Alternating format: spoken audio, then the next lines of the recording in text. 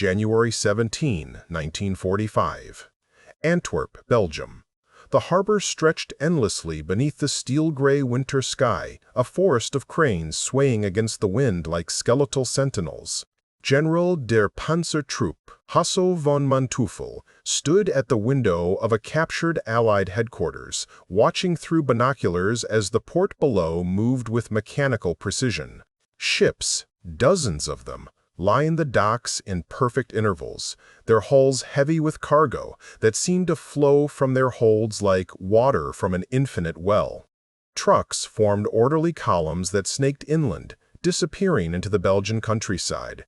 The air tasted of diesel fuel and salt water, and beneath it all, the grinding rhythm of industry pulsed without pause, without rest, without mercy. Von Manteuffel lowered the binoculars slowly, his face expressionless, but something flickered behind his eyes, something that military academies do not prepare officers to face. Not fear, precisely. Recognition, perhaps. The recognition that what he witnessed through that winter window was not merely logistics, not merely supply, but the physical manifestation of a power so vast and so alien to European understanding that it redefined the very nature of modern warfare.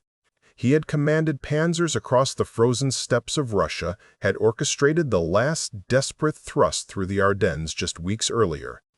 But nothing in his experience had prepared him for this sight, an entire industrial civilization projecting its strength across an ocean with the casual efficiency of a farmer tending his fields. The German High Command had always known that America possessed industrial capacity. This was not revelation. What they had not understood, what they could not have understood from their position within a continent that had torn itself apart twice in 30 years, was the nature of that capacity, its scale, its flexibility, its seemingly supernatural ability to transform raw abundance into military supremacy across distances that should have made such domination impossible. The story begins not at Antwerp, but in the sterile conference rooms of Berlin, in the years before the European continent exploded into total war. German military planners, heirs to the Prussian traditions of Clausewitz and Moltke, approached the problem of America with characteristic methodical precision. They understood tonnage, they understood production figures, they understood the theoretical challenges of transatlantic projection. What they failed to grasp was something more fundamental, something that resisted the categorization of their carefully maintained ledgers and strategic assessments. In 1938, the Reich War Ministry commissioned extensive studies on American industrial potential. The reports filled volumes, detailing steel production in Pittsburgh, automobile manufacturing in Detroit, shipyard capacity in Newport News. The numbers were impressive, even worrying, but they existed as abstractions on paper statistics divorced from the visceral reality of what they represented. General Franz Halder, who would later serve as chief of the Army General Staff, reviewed these documents with the cool detachment of a man who had spent his life studying warfare as an exact science. He noted the figures, acknowledged the potential threat, and then filed the reports away with a confidence born from European assumptions about distance, logistics, and the inherent limitations of power projection. The Atlantic Ocean was 5,000 kilometers of cold, deep water. The Wehrmacht's planners calculated that even if American factories could produce war material in the quantities suggested, the challenge of moving those supplies across an ocean, vulnerable to U-boats subject to winter storms, dependent on convoy systems that could be disrupted, would constrain American effectiveness to manageable levels. They had seen the American Expeditionary Force in the previous war, remembered its late arrival, its dependence on Allied infrastructure, its slow mobilization. Surely history would repeat itself, perhaps with improvements, but nothing that would fundamentally alter the strategic calculus. They were wrong in ways they could not have imagined. On December 7, 1941, when Japanese aircraft swept over Pearl Harbor, they set in motion a transformation that would reshape the global order. The American response was not merely military mobilization, it was industrial metamorphosis on a scale unprecedented in human history. Within weeks, automobile factories that had produced sedans and coupes began rolling out tanks and jeeps.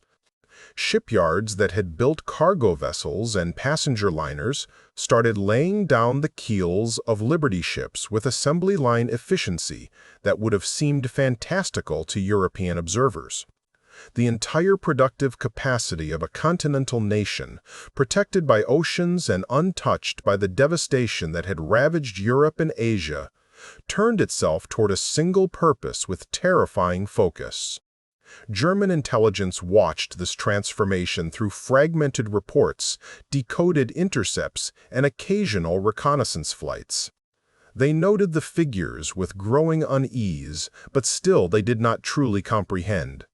Numbers on a page could not convey the reality of American production facilities running 3 shifts around the clock of women taking positions on assembly lines as men deployed overseas, of an entire society reorganizing itself with a pragmatic efficiency that borrowed equally from capitalist innovation and centralized direction. By 1942, the United States was producing more war material than Germany, Japan, and Italy combined. This alone should have been revelation enough, but the truly shocking development was still to come. Production meant nothing if supplies could not reach the fighting fronts, and between American factories and European battlefields lay the Atlantic 5,000 kilometers of ocean that German strategists had counted on as their natural defense. The U-boat campaign was supposed to solve this problem. Admiral Karl Dönitz commanded hundreds of submarines, sleek predators that prowled beneath the waves, targeting the convoys that formed America's lifeline to Europe. In 1942 and early 1943, the U-boats achieved stunning success, sending hundreds of thousands of tons of Allied shipping to the ocean floor. Each torpedo that struck home was a validation of German strategic assumptions. Distance and danger would limit American effectiveness, would force them to husband resources, would create vulnerabilities that could be exploited. But the Americans did not husband resources. They did not scale back. They did not recalculate their strategic goals in light of mounting losses. Instead, they did something that violated every principle of scarcity that had governed European warfare. They simply built more ships, faster than the U-boats could sink them. The Liberty ship represented a revolution in industrial thinking. Based on a British design but perfected by American engineering, these vessels were constructed using prefabricated sections, welded together with techniques that prioritized speed over elegance. The first Liberty ship took 230 days to build. Within a year, production time had dropped to 42 days. The record, set by the Robert E. Peary in November 1942, was 4 days and 15 hours from keel laying to launch. German naval analysts reviewed these reports with frank disbelief. 4 days. A ship capable of carrying 10,000 tons of cargo, constructed in less time than it took to train a U-boat crew. The implications were staggering. Even if German submarines maintained their kill rates, which they would not, American shipyards would flood the Atlantic with vessels faster than they could be destroyed. The arithmetic was simple and brutal: abundance versus scarcity, industrial supremacy versus tactical brilliance. But the ships were only the beginning. What truly separated American logistics from anything the Wehrmacht had encountered was the systematic approach to supply chain management. The application of industrial organization principles to military operations on a scale that turned the Atlantic crossing into something resembling a factory floor stretched across an ocean. By 1943, convoys moved with clockwork precision.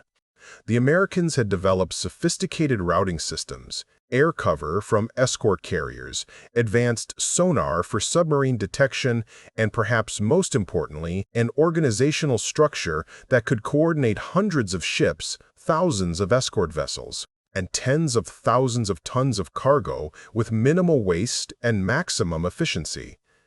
Where European armies had traditionally accepted significant loss rates in supply chains as inevitable friction of war, the Americans approached the problem like engineers troubleshooting a production line: identify inefficiencies, implement solutions, iterate, and improve.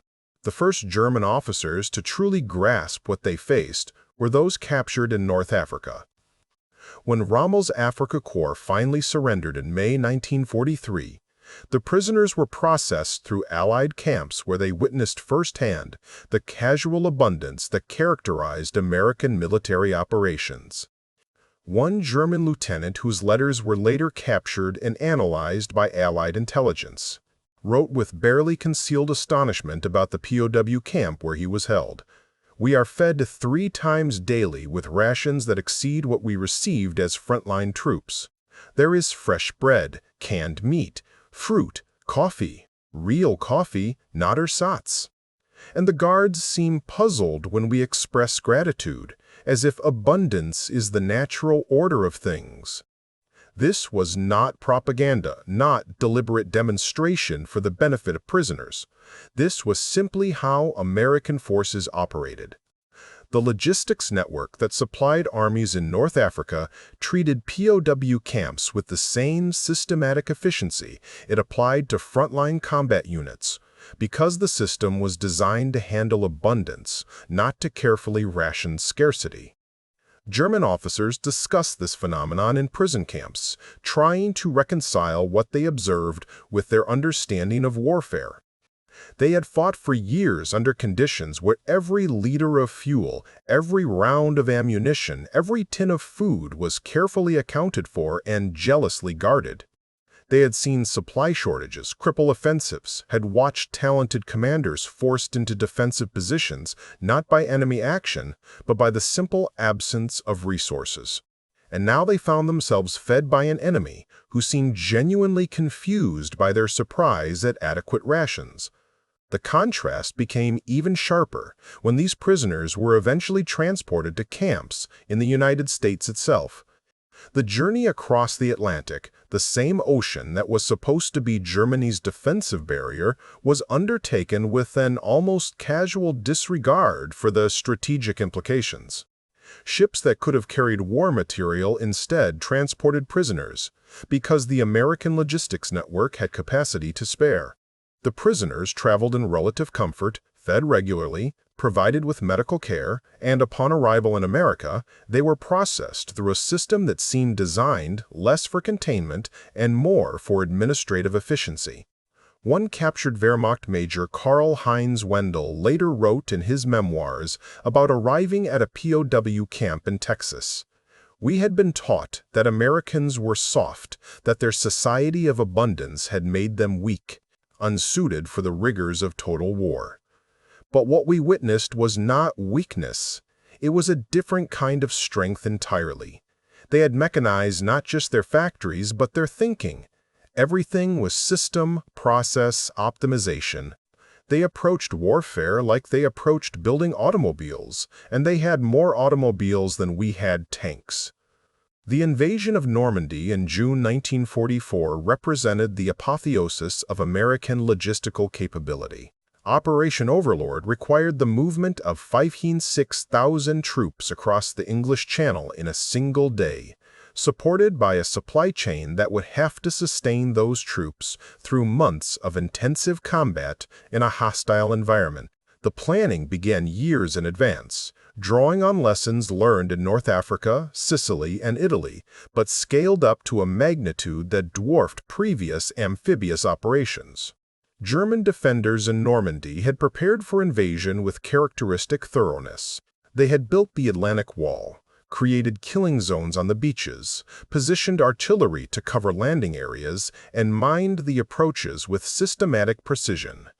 What they had not prepared for, what they could not have prepared for, was the sheer volume of material that the Allies would deliver to the beachheads once the initial landings succeeded.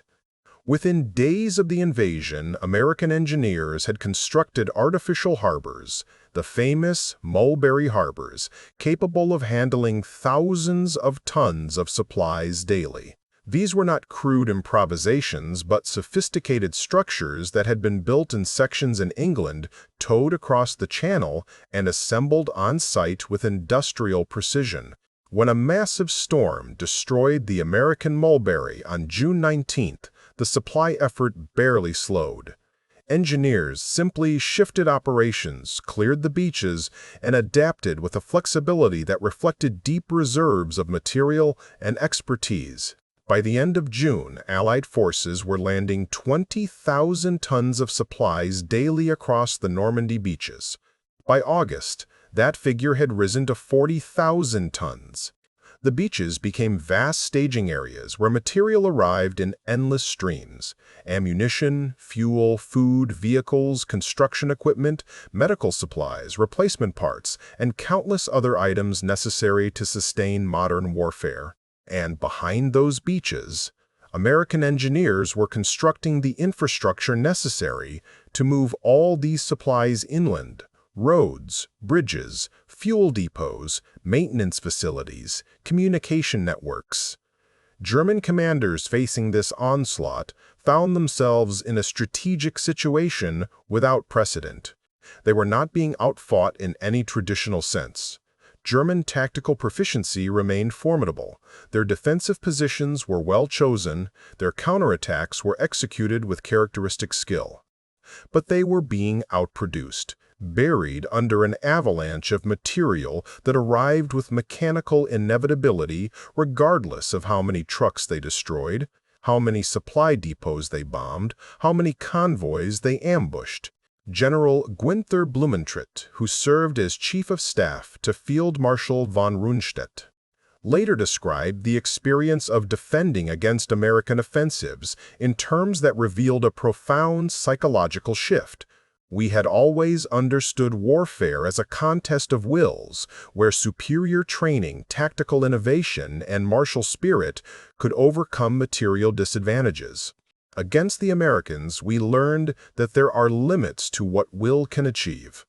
It was not that they fought with greater courage or skill. In many engagements, our troops performed better man for man. But for every position we defended successfully, they would simply move around it. For every attack we repulsed, they would launch 3 more. For every tank we destroyed, 5 more appeared. They could afford to be methodical, patient, even wasteful, because waste implied scarcity, and they had no scarcity. This realization, that abundance could be weaponized as effectively as any tank or aircraft, represented a fundamental challenge to German military philosophy. The Wehrmacht had been forged in conditions of constraint, where efficiency and improvisation were not merely virtues but necessities. German officers prided themselves on achieving more with less, on conducting brilliant maneuvers that substituted creativity for material. This tradition produced remarkable tactical victories, but it also created blind spots, an inability to comprehend an enemy that approached warfare from the opposite direction. The Americans were not particularly elegant in their tactical execution. They did not seek decisive maneuver battles in the Prussian tradition. They did not try to achieve victory through brilliant stratagems or desperate gambles.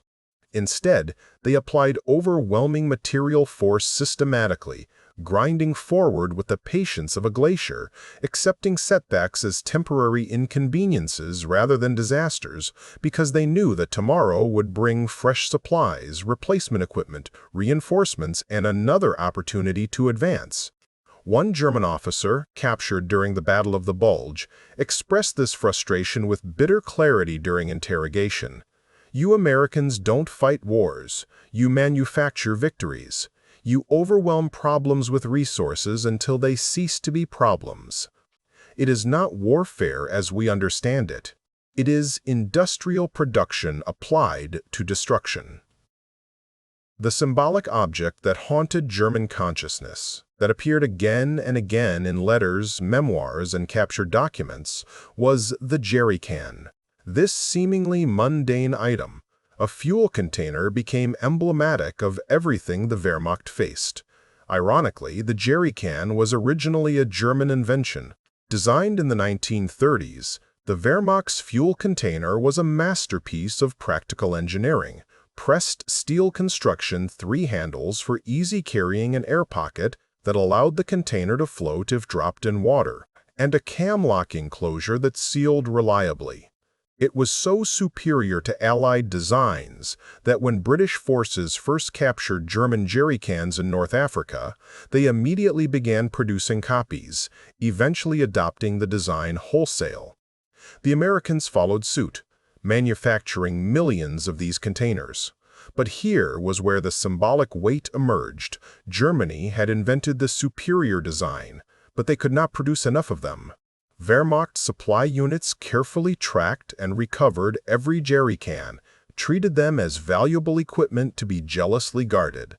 Losing fuel containers was considered a serious logistics failure, one that would be noted in reports and potentially impact a quartermaster's career. The Americans, by contrast, treated jerrycans as disposable. They produced them in such quantities that frontline units would sometimes abandon empty containers rather than bothering to return them through the supply chain.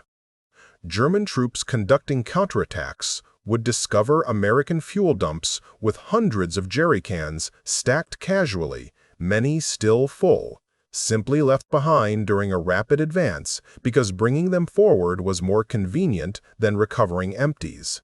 This single object, German in origin, superior in design, became a daily reminder of the material disparity. German soldiers would carefully collect abandoned American jerrycans, prizing them as valuable equipment while knowing that the enemy who had left them behind would receive replacements without even requisitioning them that's somewhere across the Atlantic.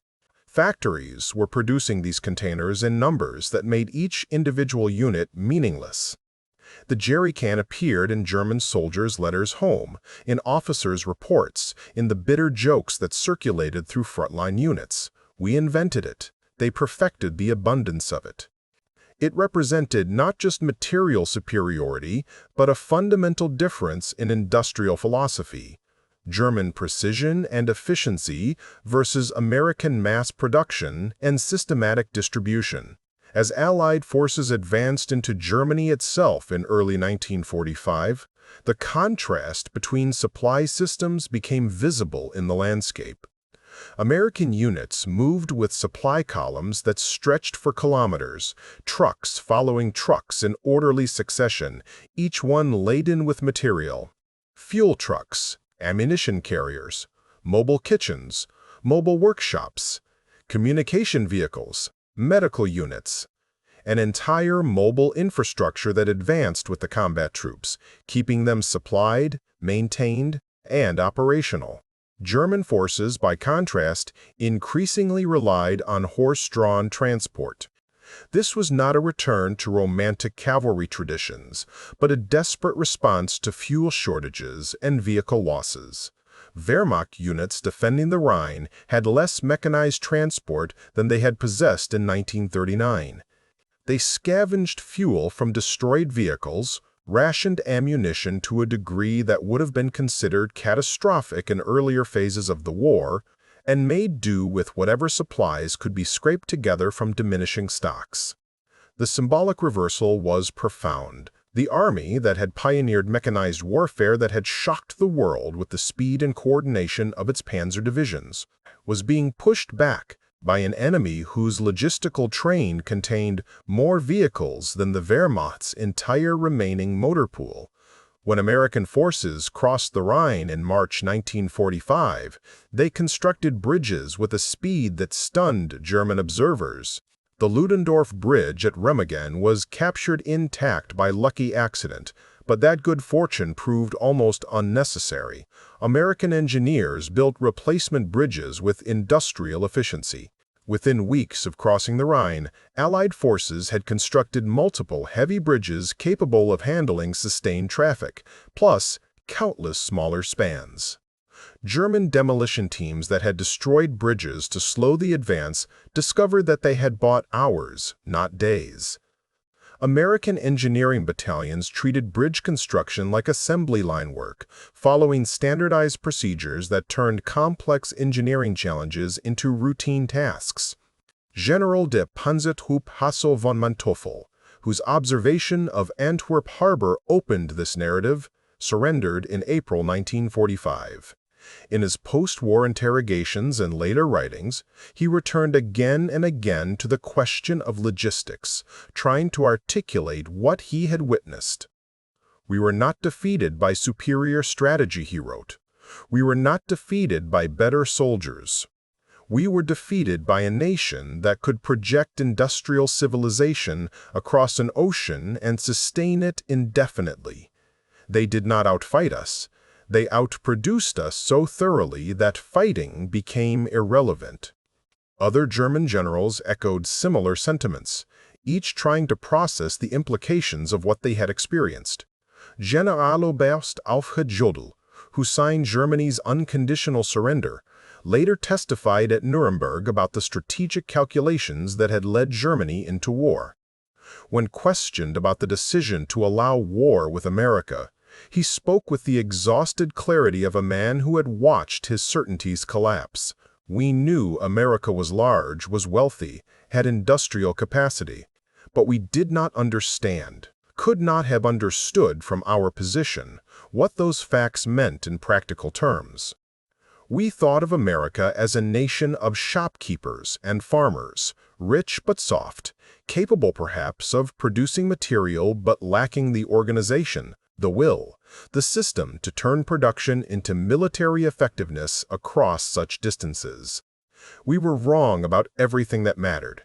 The question that haunted the surviving German high command was simple: how had they been so wrong? These were not stupid men, not ignorant provincials who had never studied foreign nations. They were educated professionals who had access to intelligence reports, who had analyzed production figures, who had conducted strategic assessments with meticulous care. Yet, they had fundamentally miscalculated American capabilities in ways that proved catastrophic. Part of the answer lay in European assumptions about resources and industrial capacity. The German military tradition had developed in conditions of relative scarcity, where resources were finite and had to be carefully managed. This created a military culture that valued efficiency, that sought to achieve maximum results with minimum expenditure, that treated logistics as a constraining factor rather than an enabling one. Brilliant German commanders had learned to succeed despite inadequate supplies, turning limitation into virtue. Americans approached the problem from the opposite direction. They did not seek to minimize resource expenditure. They sought to overwhelm challenges with systematic application of superior material. This was not waste, though it often appeared that way to German observers. It was a different strategic calculation entirely, one that accepted higher per-unit costs in exchange for speed, flexibility, and sustained operational tempo. Moreover, German planners had failed to understand the nature of American geography and infrastructure. The United States was not just large, it was integrated. Roads, railroads, waterways, and later airways connected the nation in ways that facilitated rapid movement of goods and people. American industry was not concentrated in a few vulnerable regions, but distributed across a continent, protected by oceans from the bombing campaigns that had devastated European production centers. This meant that American productive capacity was not merely large, but resilient, capable of sustaining damage and continuing to function. But perhaps the deepest failure of German strategic thinking was cultural and ideological. Nazi ideology had taught that democracies were weak, that societies built on individual liberty and commercial values could not match the focused will of totalitarian states. This was not merely propaganda, Many German military professionals genuinely believed that democratic societies lacked the cohesion and discipline necessary for total war. The American response to Pearl Harbor shattered this assumption. The United States mobilized with a completeness that equaled or exceeded any totalitarian state, but they did so through different mechanisms. Rather than imposing mobilization through force, American society largely volunteered itself into service. War bond drives, scrap metal collections, rationing programs, and factory shifts were coordinated not primarily through coercion, but through social pressure, patriotic sentiment, and economic incentives. The result was a mobilization that was both total and somehow still recognizably American, maintaining elements of commercial culture even while subordinating them to military necessity. In the decades after the war, as historians analyzed the conflict and former enemies became Cold War allies, the question of logistics emerged as a central theme in understanding Allied victory. German generals, writing memoirs and participating in studies, repeatedly emphasized the material disparity they had faced. Some of this was self-serving. It was more comfortable to blame defeat on overwhelming numbers than to acknowledge tactical or strategic failures. But beneath the justifications, there was genuine recognition that they had encountered something unprecedented. The United States had demonstrated that modern industrial democracy could wage war with an effectiveness that matched or exceeded totalitarian mobilization, and moreover, that it could project that power globally with a logistical sophistication that redefined what was strategically possible. The Atlantic Ocean, which had protected America from European conflicts for centuries, had been transformed from a defensive barrier into a highway for industrial might. This transformation was not accidental. It emerged from deliberate planning, from innovations in shipbuilding and convoy systems, from the application of industrial organization principles to military logistics, from investments in infrastructure and transport capacity. But it also emerged from something less tangible, from a cultural assumption that abundance was normal, that problems could be solved through systematic application of resources, that distance was an engineering challenge rather than an insurmountable barrier. The jerrycan, that humble fuel container, continued to carry symbolic weight in post-war discussions. It appeared in logistics manuals, in military history studies, in conversations between former enemies. It represented the paradox at the heart of American victory. They had not invented better equipment necessarily, but they had produced adequate equipment in quantities that made qualitative distinctions irrelevant. They had turned manufacturing capacity into strategic dominance, logistical sophistication into military supremacy. The port of Antwerp, where this narrative began, continued operating after the war, returning to commercial traffic, rebuilding connections that had been severed by conflict. The cranes that had unloaded war material turned to peaceful cargo, the docks that had sustained armies returned to sustaining commerce. But the memory of what had flowed through those docks remained, a reminder of what industrial civilization could achieve when mobilized toward a single purpose. Hasso von Manteuffel lived until 1978, long enough to see the world reshape itself around American economic and military preeminence. In his later years, when asked about his experiences commanding panzer divisions, he often returned to that moment at Antwerp, watching American supplies flow ashore with mechanical precision.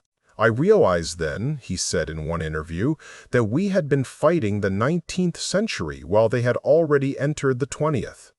We thought in terms of decisive battles, climactic moments where superior will and tactical brilliance would determine outcomes.